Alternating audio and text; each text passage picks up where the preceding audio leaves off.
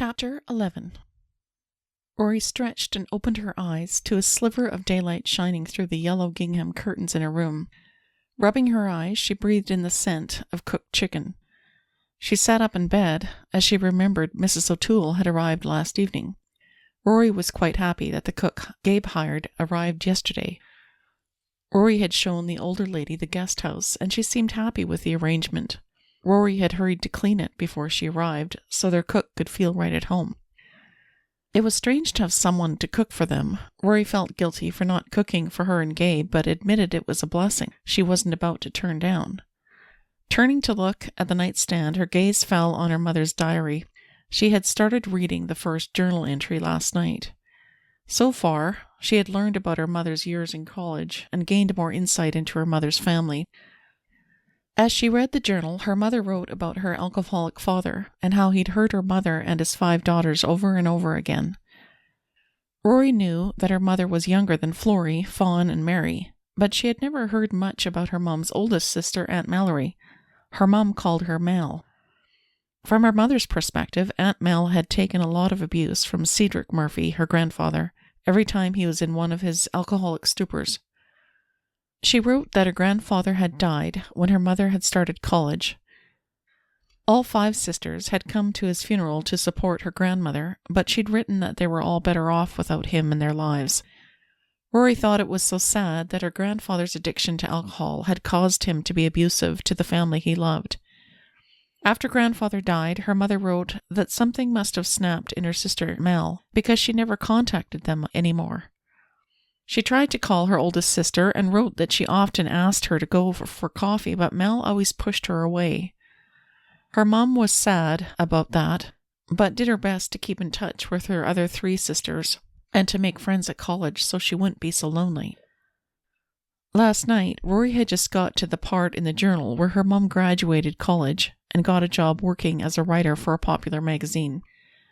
For Rory, the story was just getting interesting because her mother had written that she had just met her husband-to-be, Edward Shepard, Rory's dad.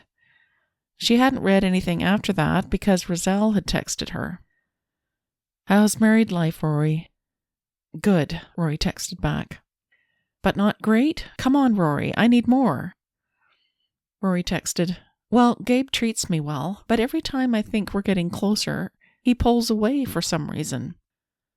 Her friend texted, "I bet he's scared of what being with you does to him." Rory hesitated and then replied, "You think so?" "I'd bet my last dollar on it, Rory." Rory had her doubts. I'm not sure." "Has he kissed you yet? I mean, a real kiss?" As usual, her friend Roz wanted to hear the details. "Yes, he has." Roz hurried to text back. "Then he's terrified, which explains why he pulls away whenever he feels he's getting too close to you." Rory was confused. "What do I do?" "Just keep showing Gabe that you love him and keep getting under his skin. One day he'll realize he can't let you go, Rory." Rory sighed and texted back, "I hope so. Thanks, Roz. I needed to hear that today." "That's what friends are for, Rory. See you later." For a long while, Rory pondered her friend's words. The truth was, she wasn't sure if Roz was right about Gabe, but she was looking forward to spending more time with her husband. Hearing the sound of her dogs whining outside her bedroom, Rory got up and opened her door. Her eyes widened in surprise to see Gabe standing there. Rory nervously tucked a hair behind her head. "Good morning, Gabe." His eyes lowered to take in her pajamas. She looked down at the large Seahawks t-shirt and a pair of cotton shorts, which were her normal nightwear. Heat stained her cheeks as she realized she must look like a rumpled mess. "Sorry, I'll change my clothes in a minute." "Don't change on my account, Rory. I think you look beautiful rumpled. I was just admiring the view." Gabe's blue eyes darkened and glittered with appreciation for a moment before he spoke again. "I just wanted to let you know Mrs. O'Toole said that lunch will be ready soon." Her husband walked away whistling. Rory closed the door and leaned her head against it. He thought she looked beautiful rumpled and was admiring the view? A small smile tugged her lips upwards. She couldn't hold back a grin as she slipped on a pair of jeans and her favorite pink sweater. Brushing out her hair, she added some mascara to make her violet eyes look bigger, and she added some light pink lip gloss to her lips. Maybe today would be the day she would begin to get under Gabe's skin, as Roz put it. She opened her door and walked toward the dining room, her dogs at her side. "Mocha and latte, lie down." Her dogs lay down in the corner while she joined Gabe at the table. He pulled out a chair for her and sat down in Grand's old spot at the head of the table. A salad had already been placed on the table along with plates and water glasses. "Your sitting in that chair brings back fond memories of your great-grandfather drinking his coffee and reading his newspaper." A wave of nostalgia hit Rory as she remembered. "I really miss him." "I do too, Rory." Gabe placed his hand on top of hers, squeezing it for a moment. "But we can make our own memories in this place." Rory peered over at him for a moment and wondered if he really meant it. When he talked about them making memories together, it sounded like a long-term marriage and not just a fake marriage with a time limit. "Yes, Gabe, of course we will." At that moment, Mrs. O'Toole walked into the dining room, and Rory sighed at the interruption. Her gray hair was tied up in a braided coronet that circled her head from ear to ear. A long red apron covered the jeans and Western-styled shirt she wore. Their cook wore a smile that only added sweetness to her plump cheeks. With a smile, she set down a pan of chicken casserole on the hot plate in the middle of the table. "Here you go, my dears. Lunch is served. Enjoy." "Thank you, Mrs. O'Toole. This looks delicious. Will you be joining us?" Rory asked, looking her way. "Oh, no, my dear. I'll be preparing for the next meal and adding some healthy snack trays to your refrigerator. You two enjoy." With a nod, their cook walked back to the kitchen. "I don't think I've had delicious food like this for a long time," Gabe commented as he savored each bite. "Me either. This is wonderful. Gabe, I have to say my taste buds thank you for bringing Mrs. O'Toole to us." Rory was enjoying every bite. He grinned. "You're welcome." They didn't talk much during the meal, as the food was so delicious. As soon as they finished eating, Gabe spoke up. "Did you get a chance to look through the bag of dried sea plants that arrived yesterday?" "Yes, I did. They look really good. I already sent an email to Maria thanking her and her family for hand harvesting these sea plants. She replied back saying her family was grateful for this work and let me know they got the payment that we sent." Rory sighed happily. "Maria told me her parents were so happy for the income because now her brothers and little sisters would be able to go to school to make something of themselves. I was encouraged by her email." Rory took a sip of water, looking at Gabe thoughtfully. "You've really helped Maria and her family. You've done something wonderful, Rory." "Not that I'm surprised. You have always been a very compassionate and thoughtful woman." Gabe reached over and held her hand, rubbing his thumb along the top of her skin. Rory noticed he was doing that a lot more lately, touching her back, holding her hand, or kissing her. Warmth spread from her toes upwards as memories surfaced of the many ways Gabe treated her with gentleness. He was only being kind and gentle with her. She had convinced herself he didn't mean anything more by it. Biting her lip, she reminded herself not to hope for more between them. That way, her hopes wouldn't be dashed. Forcing a smile, she talked about her plans for later that day. "I'm excited to mix the next batch of the skincare formula today." Rory had a list as long as her arm of things to do. "Do you have an eager waiting list of people wanting the skincare?" Rory thought of the long list of names on her computer. "Yes, over 100 women eagerly waiting their skincare creams. I'll need to bring the boxes with me for the Saturday's market so people can get what they ordered." Rory realized she would need to work fast to get this all done in time. "Well, we can do that. We'll need to have a couple of days so that we're in Seattle for Friday for the day with my family and the benefit gala. Then it shouldn't be a problem to stop by to deliver your products the next day." Gabe tapped his chin thoughtfully. "I wonder if you'll need extra help before long." "Well, maybe at some point, but I'm okay for now." Rory had always been able to handle multitasking, but she wondered if this time she had bitten off more than she could chew. "Fingers crossed that I will have this finished in 2 days." "You'll be able to get it done, no problem. But before we both get to work, I thought we could walk to the construction site. I wanted to show you around. Gabe's blue eyes held hers, waiting for her answer. Rory nodded and smiled, unable to resist spending time with him. That would be fun, Gabe. I'd love that. It seemed Gabe was beginning to like spending time with her. Rory only hoped it would continue. This is where we'll build the health spa. It'll be like an extension to the large hotel. Gabe placed his hand on the small of her back as they walked together following the stakes with red flags that were in the ground. Gabe wanted to show Rory the resort area that was now under construction. He couldn't explain this longing he had for Rory to see and hopefully appreciate the long-time dream he had that was just now beginning to see the light of day. Around them were at least a dozen men and women wearing hard hats, all of whom were busy measuring wood and hammering together the framed building of the small hotel. "Mocha and latte!" Rory called her dogs, and they ran to her quickly. Loud machinery and hammering, along with chatter, surrounded them, and the dogs quivered a little at the sound. "The dogs are afraid. There's more activity here this month than Walker's Island has seen in a year. I think it's throwing them off their game a little." Rory patted their heads, and they seemed to calm down. Gabe reached down to pat their heads, knowing her dogs were unsure of him still. "You sure are good with them. They seem to shy away from me." "They just need some time to get used to you, Gabe. Continue petting them and playing with them. They'll warm up to you soon," Rory reassured him. He really wanted to get to know her dogs better. The furry creatures had become her friends over the last few years, and Gabe hoped to grow to love them like she did. Gabe grimaced. "I hope so, Rory. I haven't had a dog since I was in grade school. I might need a little practice." "No worries. Dogs are patient. They must be, or why else would they be called a man's best friend?" She giggled at him. "You got me there." Gabe grinned and winked at her. He loved it when they bantered good-naturedly back and forth. It reminded him of their summers together. It was great that they could return so quickly to the friendship they had back then. An uncomfortable twinge formed in his belly. He couldn't deny that now he'd been with Rory for a couple of weeks, he was beginning to want a lot more than friendship. How was he going to deal with that? Rory sighed. "I'm sorry I interrupted you with my talk of dogs. Please go on, Gabe."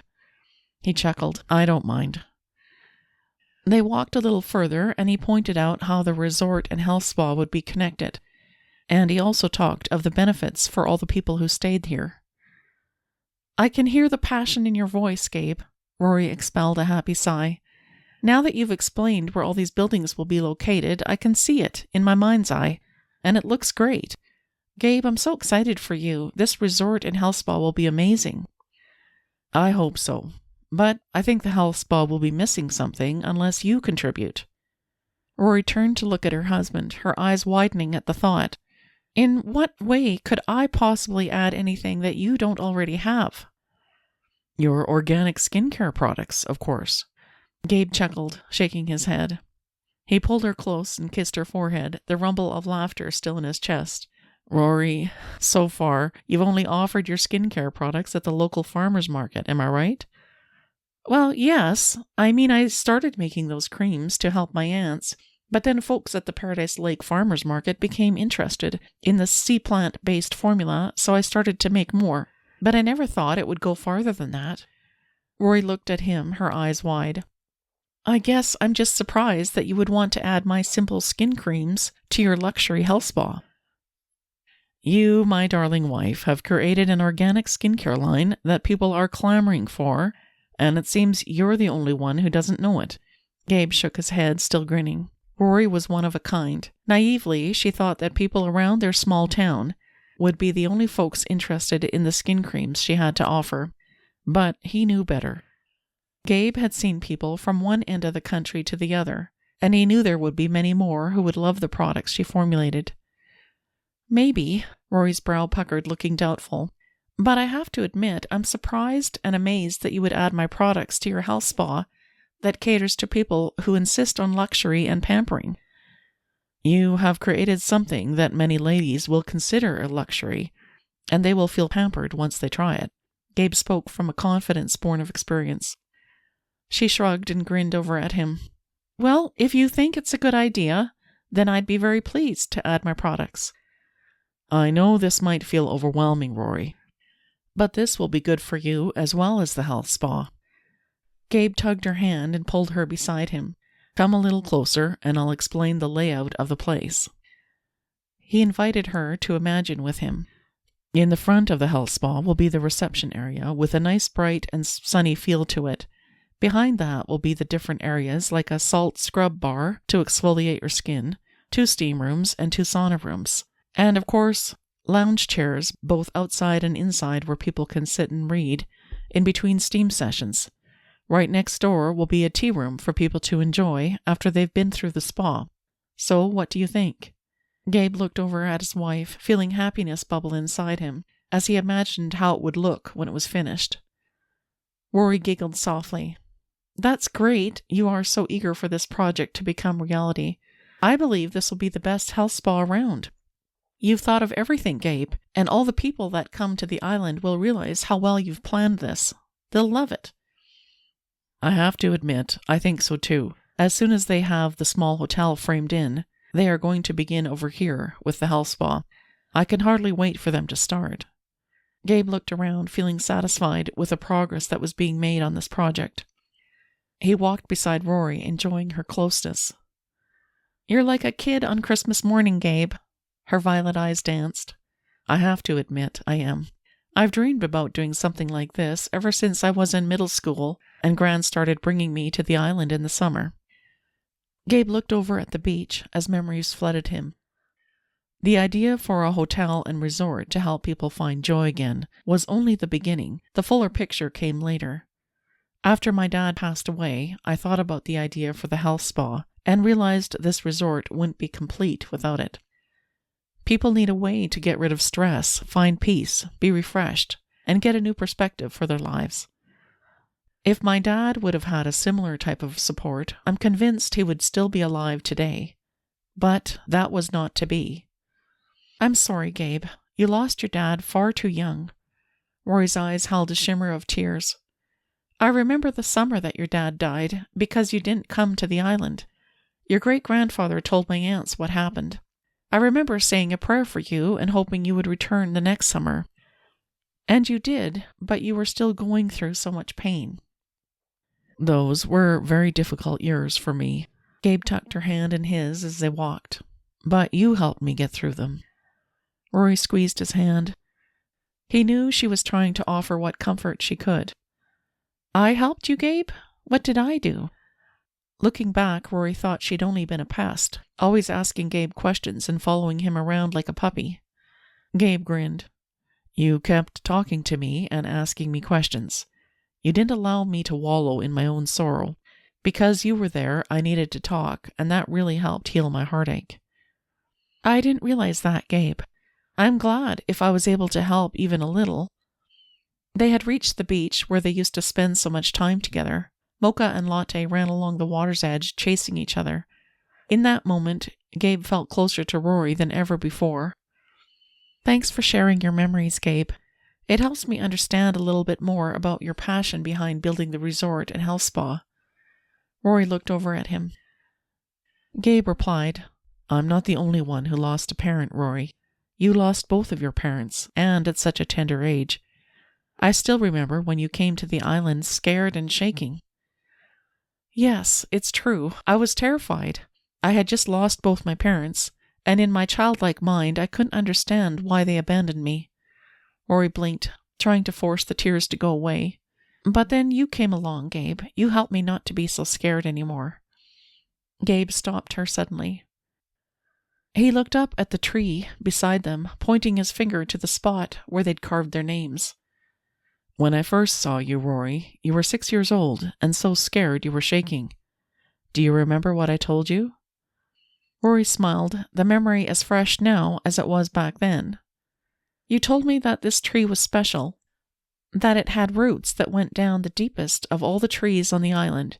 You said if we both carved our names together into the tree, the island would remember us and we would build deep roots here and be safe. I believed you. And did you feel safer? I did, but I think it was because you were there that made me feel safe and protected. Somewhere in my little girl's heart, I knew I could trust you. Rory reached up and traced a finger along each of their names.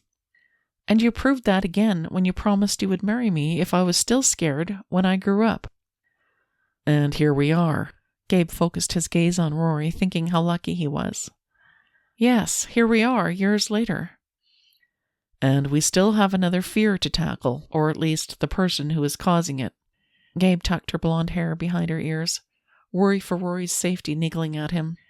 That someone was out there waiting to hurt his wife was one of his worst fears. "But we'll find them." Rory lowered her hand from the tree and looked over at him. "Besides, that's not the only kind of fears that are difficult. Sometimes the biggest fear of all is being willing to take a risk and let ourselves get close enough to another person so they can see who we really are." Without thinking, Gabe took a step closer to her. "Rory, you are the best thing that's ever happened to me." He leaned his head down and his forehead touched hers. "Maybe we should take that risk right now." He looked over at Rory, and seeing a shine in her violet eyes, he put his arms around her waist and pulled her close. Leaning down, he pressed his lips against their sweet fullness, loving the feel of her in his arms. Shaping his lips to hers, he pressed in deeper. He couldn't get enough of her sweetness. Something brushed against his arm, and he tried to shove it away, but just as quickly it returned again. He pulled back from Rory and saw Mocha and Latte standing on their hind legs, pressing their large paws against his body. Rory giggled. "They want to play with you." Gabe shook his head with a grin. "Right now?" He looked over at Rory and grabbed her hand. "I was enjoying the best kiss I've ever had, and I'm bothered by dogs who want to play. Next time, we're going to go somewhere where there'll be no interruptions." Rory stood on tiptoes and kissed his cheek quickly before turning to Latte and Mocha, who waited patiently. "But for now we can play with the dogs." Rory chased them along the beach and threw a stick to each dog. Gabe stared after Rory, the corners of his mouth turning up. There would never be a dull moment with Rory as his wife. But he wouldn't want it any other way.